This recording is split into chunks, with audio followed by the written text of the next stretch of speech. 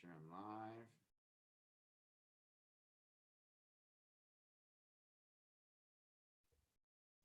Where am I? Am I live? Where?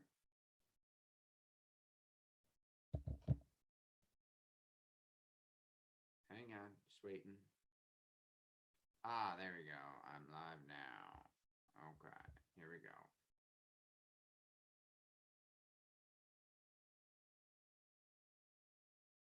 All right, we are live. Yay. Okay, let's do it.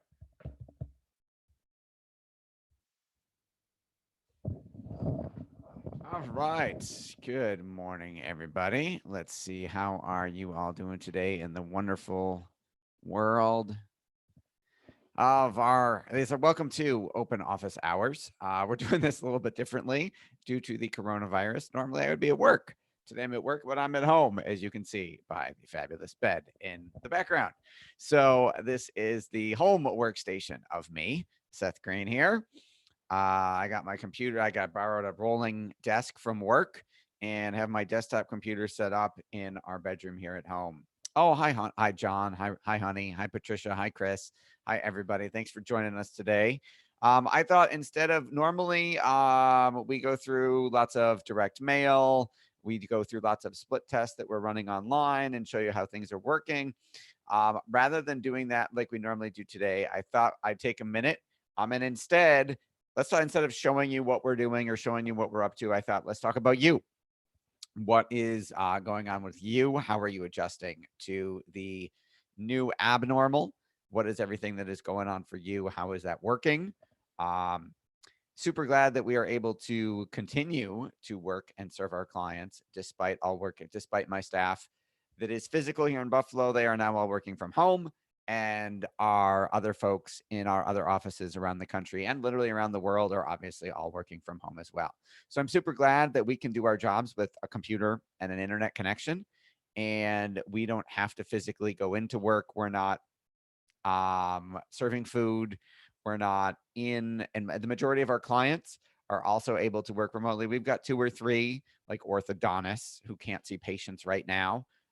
So their webinars, seminars, direct mail marketing that we were doing for them was postponed.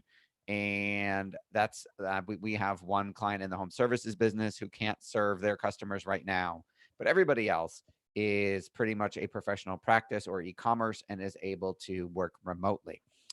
John says, greetings from my antivirus underground bunker. Awesome, John. I'd love to see pictures of your underground bunker.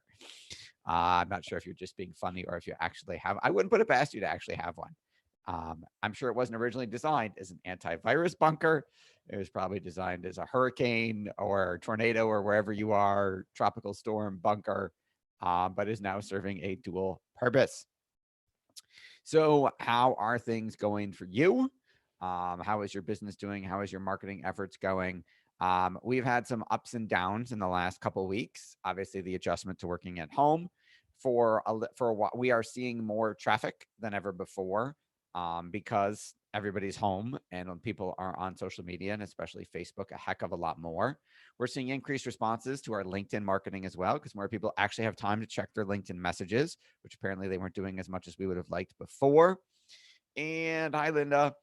And so that's working well. Traffic costs are down in terms of cost to generate a lead in various market sectors, not in all of them, but in a lot of them, and a lot of verticals, a lot of industries. The cost to generate traffic is cheaper.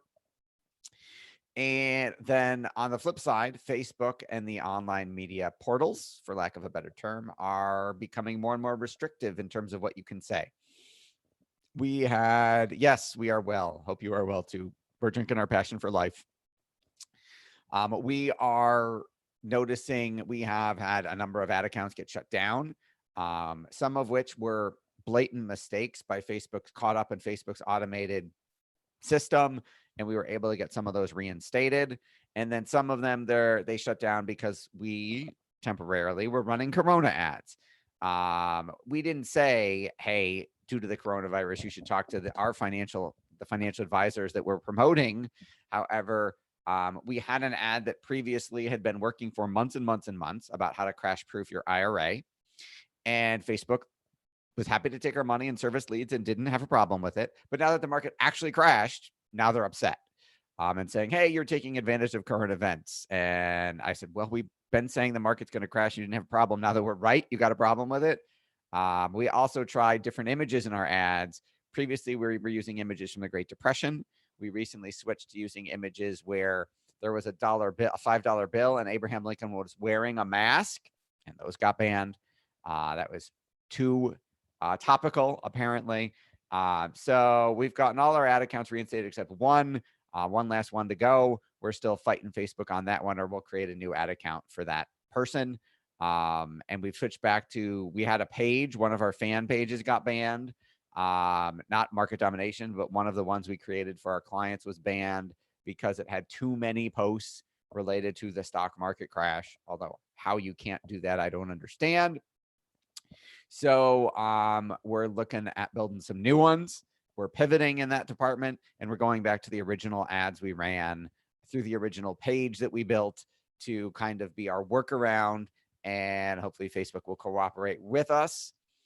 Hi, Master Todd Patterson is here. Hi, Miha. Hola to you too. For those of you who don't know, you should really check out Mia Matlevsky. He is known as the failure coach. I interviewed him on my podcast a month or two ago. You should go find that episode. I forget what number episode it was. It's absolutely incredible. He literally had, God, I forget. It was a multi-million-dollar business that went to zero like overnight. And he felt like almost, I'll see if I remember this right, almost everybody in his country money, and was getting death threats of people who wanted their money, and was literally on the balcony of his apartment building about to jump off, like literally going to take his own life, until he said, you know what? I kill myself. I can't pay these people back, and I could always kill myself tomorrow. So I'm going to try. I'm going to give it a day. And then each day managed to give it another day, managed to call everybody and say, listen, I was about to kill myself. If I do that, I can't pay you back. That's how bad it is. That's how stressed I am. That's how crazy you're making me. Let's work something out so I don't have to kill myself to avoid this, and we'll work it out. And then I believe it took, I think 6 or 7 or 8 years for him to pay I think tens of millions of dollars, and he paid back every penny.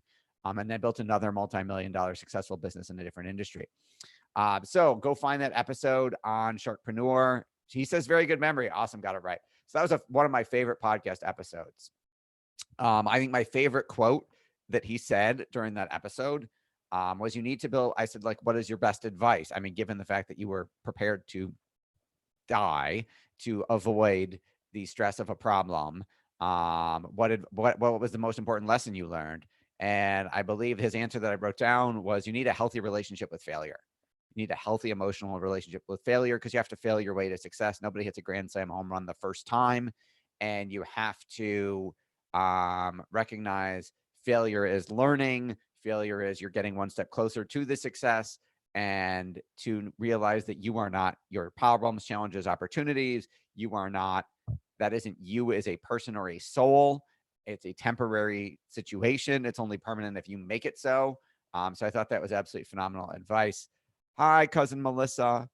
All right. So what is everybody doing? How are you doing for business? Let's Master Todd Patterson, founder of Pride Martial Arts here locally in Clarence, is now, traditional martial arts studio where theoretically you take your classes, one of which I go to, and can't do that right now, obviously. So we're seeing for our kids who are, Ella has theater, Lily has dance, they're doing virtual classes via Zoom.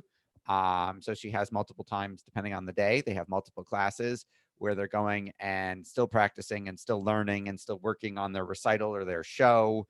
I know I've seen Todd post workouts of the day, graphics, some of which I've tried to keep up with separately. Todd, are you doing virtual classes? Have you thought about that? Have you looked into that? Hi, Cassie. Miha says, amazing recollection. Awesome.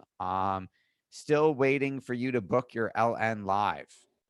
What's LN Live? And send me a link and I'll book whatever it is. I didn't know you were waiting for something from me. I apologize. Todd, Master Todd, are you doing virtual classes? How is that going? Let's see here. How is everybody else doing? How are your businesses going? How is your life going? I figured, again, if you tuned in late, rather than simply sharing the latest split test that we're running of ads and direct mail, which we'll get back to next week, I wanted to just check up on everybody. Um, I'll let you know there if you have a business that can be virtual, please make it so temporarily. If you are, you know, I'm driving to go drop off Amazon returns at the UPS store, driving to the office to get mail. There's a whole lot less traffic on the roads, and I see businesses with out of business signs. I see our mall, which is completely dead, obviously and closed. And my heart goes out to those entrepreneurs and those people who are working, who can't work right now. And I mean, if you think about it, if you are an employee, you have the one salary income you were receiving that maybe you're not getting right now, or that unemployment isn't coming anywhere close to making up for you. If you think about, the developer that owns our mall, and if you have 40 stores in that mall that obviously have no customers now, so assuming they've laid off their staff, furloughed / laid off their staff, they can't pay the leases on those stores. So then the mall developer has a much bigger problem. They each have their own business is the problem, but the mall developer has 40, 50 stores not leasing, not paying their lease. So how are they supposed to pay their mortgage? So it snowballs all the way up. So if you're in a business that can serve people remotely, that's awesome. Consider yourself very lucky. If you are unable to work now, you might want to consider now would be a great time to start an online business where you serve people remotely. And who knows, maybe you'll be so successful at it, you won't need to go back to work when this is all over. So if you have questions about that, we are happy to help you. We have several clients who have various business opportunities that you could participate in, or advice we could give you. Go to marketdominationllc.com, request a time to talk. I'm happy to share with you. Oh, still waiting for me to book my LinkedIn Live. Message me. I would love to be on your LinkedIn Live, Miha. That would be awesome. Hey, Dan, thanks so much for joining us. So that's kind of what I had for today, rather than and we'll go back to sharing you marketing split test next week. I just wanted to say hi. If you can work remotely, consider yourself very fortunate. If you can't and you'd like to learn how, let me know. Happy to help during this time of opportunity and challenge. Remember, more millionaires were made in the Great Depression than at any other time in history. So, as Warren Buffett said, in your ideal scenario, you would want the stock market to go down every single day until the day you retired. And then you'd want it to go up every single day until the day you died.